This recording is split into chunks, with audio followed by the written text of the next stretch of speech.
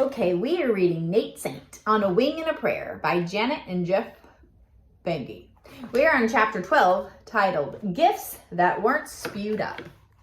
2 weeks after he and Ed McCauley had sighted the Auka village, Nate was scheduled to fly Ed, Jim Elliott, and 2 Quichua helpers to Villano to spend time preaching to Quichua Indians. The group had gathered at Arahuno and waited for Nate. When Nate arrived, he realized the group had more equipment than he'd thought, so he would have to make 2 trips. Because Villano was located on the other side of the Aukas, Nate would make a total of 4 trips across Auka territory. He decided he would keep his eyes peeled for more Auka settlements on each trip. Nate flew Jim Elliott and the equipment into Villano first. He kept a sharp lookout as he flew, but he saw no more settlements. On the second trip with Ed McCauley and the 2 Quichua helpers, Nate decided to fly a little farther to the east. The weather was clear and he was ahead of schedule, so he zigzagged the plane over the jungle valleys. About 15 minutes out from Arahuno, they hit the jackpot. Below them were at least 6 Auka houses in one clearing, with smaller houses dotted around the outskirts of the clearing. It was impossible to keep the excitement of the discovery out of their voices, and although Nate and Ed spoke in English and the Quichua helpers didn't know what they were saying, the 2 Quichuas were soon peering from the plain to the village below. Fear crossed their faces as they whispered the word Auka to each other. Knowing that the 2 Quichua Indians had recognized the clearing as an Auka settlement created a problem for the missionaries.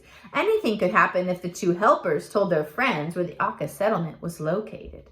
Word could spread to the families of the Quichua Indians who had been killed by Aukas, and they could seek revenge through a surprise attack on their enemy.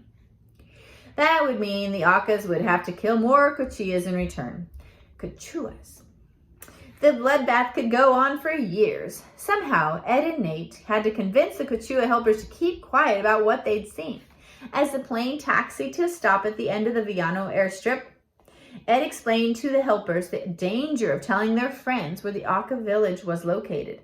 They seemed to understand the importance of saying nothing about what they'd seen, and they promised to remain quiet about it. Nate and Ed hoped they would keep their word.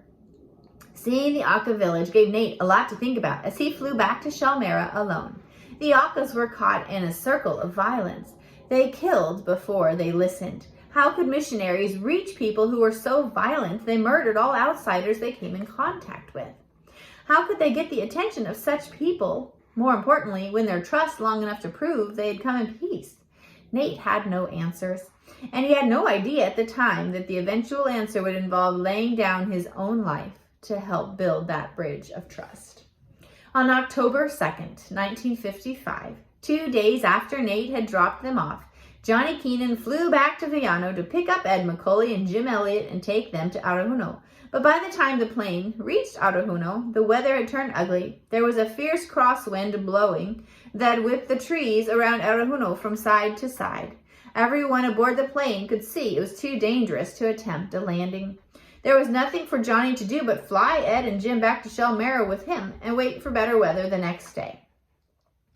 That night, in the Saints' living room at Shalmera, Nate, Ed McCauley, Jim Elliott, and Johnny Keenan held a committee meeting to talk about everything that had happened in the past couple of weeks concerning the Aukas. They pored over maps of the area and all agreed that seeing not 1, but 2 Auka settlements in the previous 2 weeks was amazing. Maybe, they decided, God was trying to get their attention. Could now be the time he wanted them to reach out to their neighbors? Marge brought them hot cocoa and homemade cookies as they continued to talk. Each of them knew that contacting the Aukas would be a difficult and dangerous task. In fact, they weren't altogether sure it could be done. Nate told the others everything Rachel had managed to find out about Auka culture from Dayuma at Senor Sevilla's hacienda. For one thing, the Auka culture was based on revenge. If a member from one tribe or family was killed, it was important for the other members of that family or tribe to kill someone from the other group. It didn't matter whether it was the person who had done the killing or a relative of the killer or someone else from the killer's group that was executed. What was important was that someone was killed in revenge. The cycle would go on and on. It was a case of kill or be killed. and it pointed out the danger the men would be in if they tried to make contact with the Aukas. To the Aukas, these men were members of the white man's tribe and could well be seen as targets of revenge for all the bad things white men had done to them over the past 100 years or more. Aukas had long memories in when it came to revenge. It was a sobering thought, and one each of the 4 men present took to heart. One of the ways to reduce their chance of being killed was to be able to communicate to the Aukas that they had come in peace. What they needed were some simple Auka phrases, and there was one Auka who could help them, Dayuma. Jim Elliot's ears pricked up. This was a job for him. He lived only a 4-hour trek from Hacienda Isla, where Dayuma was living. Not only that, but of the 4 men, he picked up languages the fastest. He jumped into the conversation and volunteered to go to the hacienda to learn some Auka words from Dayuma. The others agreed, and Jim Elliot had his first assignment for Operation Auka. The men knew that words alone wouldn't be enough to convince the Aukas they had come in peace. Before setting foot in Auka territory, they needed to demonstrate by their actions that they meant no harm. The question was how to do this. As they talked about it among themselves, they realized that giving gifts was a symbol of friendship around the world. If they gave gifts, perhaps the Aukas would understand they wanted to be friendly. What better way to give gifts without putting themselves in danger than to drop them from an airplane? But Nate remembered the story Rachel had told him. After the 3 oil exploration workers were killed by the Aukas in Arahuno, Shell Oil Company had used a plane to drop gifts as a way to try to pacify them.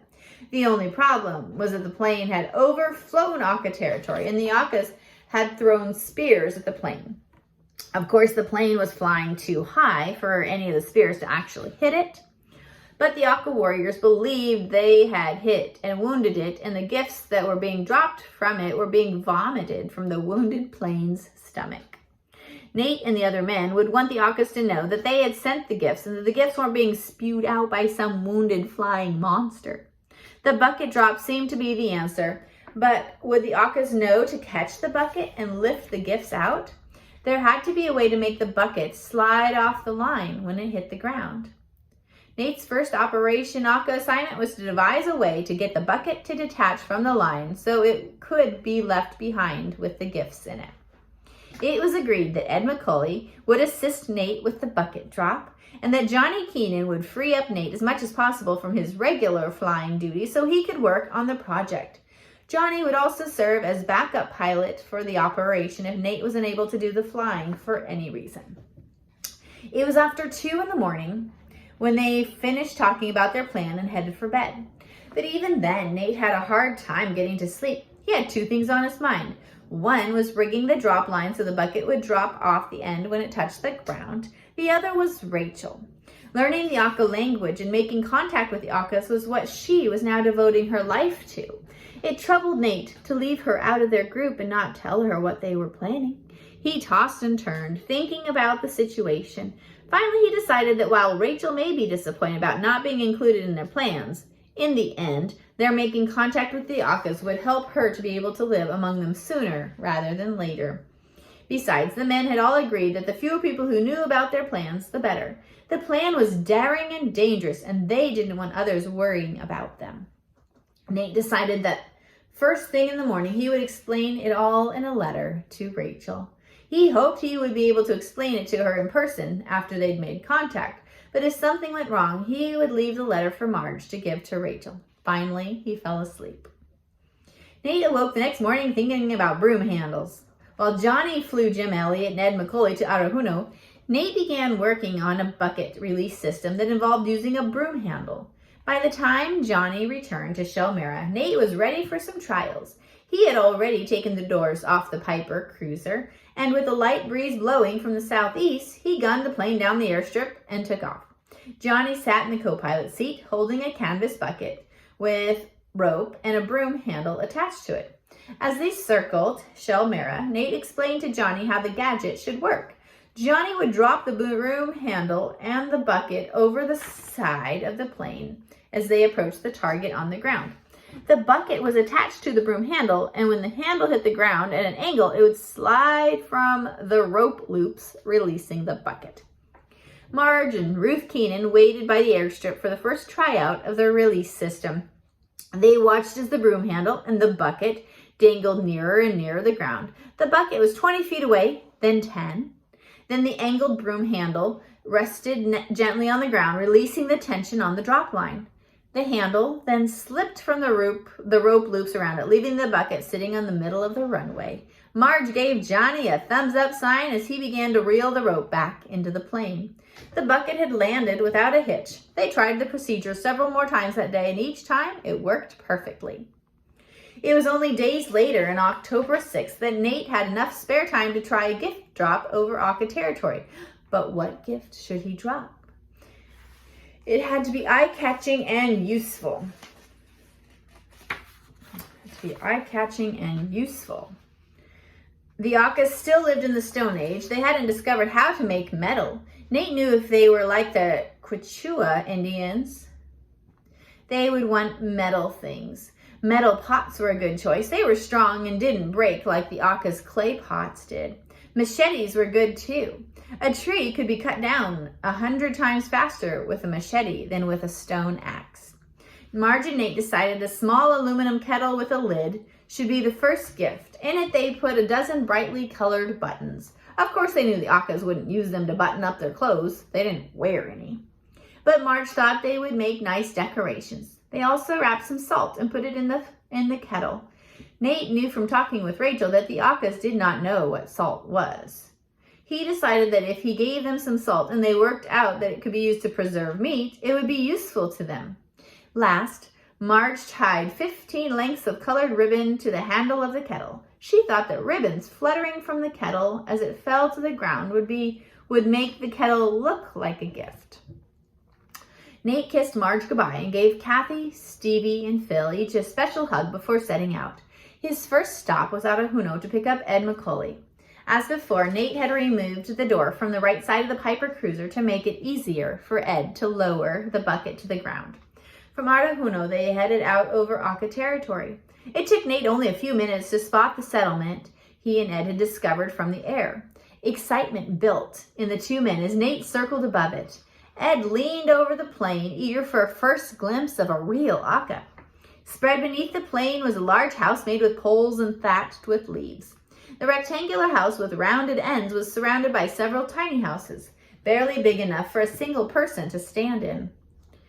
The main building stood beside a stream, and the men could make out a track from the building to a small sandbar in the stream. They figured that was where the Aukas probably washed themselves and drew water. Since the sandbar was clear of any trees or long grass, Nate decided it would be a great spot to drop the bucket with the kettle in it. That way, even if no one was around to watch the drop, someone would be sure to eventually find the bucket containing the gift on the sandbar. Nate slowed the Piper Cruiser to 50 miles per hour and started flying in tight circles, while Ed uncoiled the rope and slowly lowered the bucket 2,000 feet to the sandbar below. "Yes!" he yelled enthusiastically as the bucket landed on the sandbar about a yard from the water's edge. The broom handle slipped from the rope loops as it was supposed to, leaving the bucket firmly on the ground. Ed hauled in the rope, and all the way back to Arahuno, he and Nate talked about who might find the gift and what they might think of it. Meanwhile, Jim Elliott made the 4-hour trip to Hacienda Isla. Dayuma was happy to help him with a few simple words and phrases, and she didn't even ask why he wanted them. Rachel Saint was away in Quito at a conference, much to Jim's relief. He didn't want to have to explain to her why he wanted to learn the words and phrases from Dayuma. As he traveled home to Shandaya, Jim pulled the index cards he'd written the words and phrases on from his pocket and began to memorize them. Bito weka pamopa, he repeated over and over. The phrase meant, "I want to come near you." Then he started on Abamiro imi, or "What is your name?" And then there was the word for outsider, Kawori. Back at Shandaya, Jim copied out the words several times, and over the next week he gave a copy of them to each member of Operation Auka. The men all practiced the phrases and tried to imagine how and when they would get to speak them to real live Aukas in the jungle. A week after the first gift drop, Nate and Ed returned for another drop. They thought it would be good if the Aukas got used to their coming back on a regular basis. For this drop, they decided to leave a machete, which was well wrapped in canvas, since they didn't want to just swing around and hit anyone on the ground. That was, if anyone was there. All they had seen so far were Auka houses, but no live Aukas themselves. Nate banked the plane and circled low over the house near the sandbar where they had left the kettle. The kettle was gone, and as were the bucket and broom handle. Next, Nate maneuvered the Piper cruiser upstream to circle the next Auka house. They didn't want the Aukas to think they were playing favorites with one family. A canoe was resting on the bank of the stream near the house, a sure sign that someone was inside. Ed leaned as far as he could from the open doorway of the plane. All of a sudden he yelled, "I see someone!" As he banked around, Nate glanced through the open right side of the plane, and sure enough, 2,000 feet below them was a young man running in a circle and waving his arms toward the sky. Within a minute, 2 other men had joined him. What could be better than dropping the bucket right where the men were? Nate banked the plane into a tighter circle over the spot and told Ed to lower the bucket, which drifted lazily from the end of the rope towards the ground. At the last minute, a wind gust blew the bucket off course and the bucket landed in the water a few feet from shore. One of the Auka men dived right in after it. He waded over to the bucket, grabbed the machete, and began waving it wildly over his head. Ed could make out a huge grin on his face. Over the next several weeks, Nate and Ed made a bucket drop every Thursday. After the 3rd week, they no longer needed the broom handle system because the Aukas had become daring enough to reach for the bucket and remove the gifts inside. Nate rigged up a battery-powered loudspeaker in the plane, and sometimes Jim Elliot came along with them and spoke his Auka phrases as the bucket was lowered. The Aukas who heard his voice gazed up with wondering looks on their faces. No doubt they were trying to work out who the person above them was with the booming voice and strange accent, speaking their language. They were puzzled but not frightened. They even sent gifts up to them, a headdress made from parrot feathers, a smoked monkey's tail, even a live parrot, complete with half a banana to keep it occupied as it swung to and fro in the bucket on its way up to the plane. On the 8th gift drop, Ed leaned out the door opening and yelled, "Bita weka pampoa! Pamopa, I want to come near you." The 4 Auka warriors who heard him danced and raised their hands as if to say welcome. Nate and Ed were thrilled. The Aukas had all but invited them to visit. This called for another Operation Auka committee meeting, at which Jim Elliot suggested that the time was right to land the plane somewhere near the village and wait for the Aukas to come to them. But they would need to act quickly because the rainy season was nearly upon them. He thought the next full moon, the night of January 3rd, 1956, would be a good time to do it because the moonlight would give them lots of light in the jungle and make it more difficult for Auka warriors to ambush them in the dark. Nate just shook his head. Jim made it sound so easy, but in all his years flying in the Orient, Nate had never come across a natural landing site in the jungle. He thought they'd probably have to break in to make contact with the Aukas. They would have to trek in to make contact with the Aukas, and it would be better to wait until after the rainy season to do that. They talked about the situation some more, and finally it was agreed that Nate should make some more passes over Auka territory to look for possible landing sites. Nate knew it would be a miracle if he found a suitable site.